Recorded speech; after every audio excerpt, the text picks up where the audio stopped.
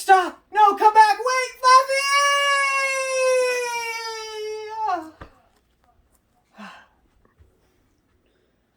That is the reaction you may have if your dog was to break free and go and get hit by a car. I don't have any dog named Fluffy, and I never had a dog named Fluffy that got hit by a car and died. I did have a dog named Maka that is a Belgian Malinois Dutch Shepherd. Amazing dog, very smart. She jumped our 4-foot fence chasing a bicycle and got hit by a van. I did not have an e-collar on at that time. I didn't know about them, and I should have, and I made a mistake. The reason I bring it up is anytime you're training, anytime that you go for a walk with your dog, this made me learn and do more research into it that I should have an e-collar on. Some of you might sit there and say, e-collars, oh my gosh, a shock collar? You shock your dog? I mean, they don't even shock people to death really anymore. Who would do such a thing? If you loved your animals, how dare you abuse them like that? Like, oh my gosh. You know what? Sure, that's your opinion. You're entitled to that.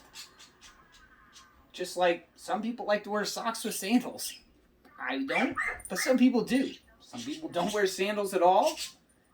I mean, this world, there's always going to be people that have an opinion on what you should do or you shouldn't do, what's dangerous, what's not. I mean, I have 6 kids, and each time I've had somebody say, use baby powder, don't use baby powder. One time they said, only lay your baby on its back. One time they said, to lay it on its side, but with pillows, and I've been told never to have any blankets on there. I mean, things are changing all the time, whether it be safe or not. I'm going to tell you, e-collars are safe. They're an amazing tool.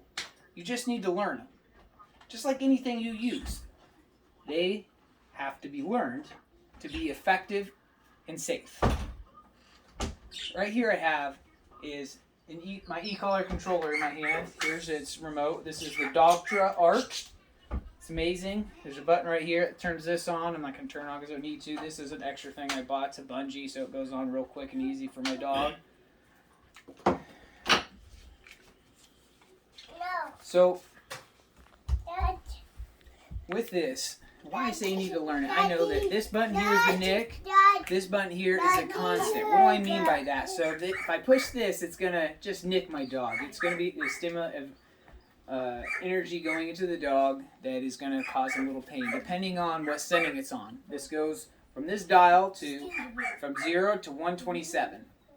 I know that right about here is about 10. If I go to here, it's about 30-ish. And if I turn it all the way around, it's going to be all the way up to 127. I played with it enough. And I got this big button here in the middle is the vibrate. This has vibrate and shock. Depending on which color you get, they might have a tone that it can give, which is another amazing tool you can use. I use the vibrate when I train with my dogs so they understand that when I have that collar on their neck, if I say come, I push that vibrate every time. It doesn't hurt them. It's no different than having your cell phone in your pocket and you're in a meeting. But you need to know if your kids are going to get out of school early because you know there might be bad weather, or you have an important call you're waiting on, but you don't want to ruin the meeting, so you put it on vibrate so you can be notified.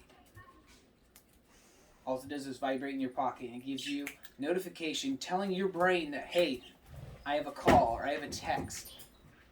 This vibrate on that dog, or the shock, if you train them right, gives them the notification, oh, my owner's calling me. I didn't hear him because I was so distracted by that ball over there that I just had to go bite. Or that bicycle that rode by and I just can't stop.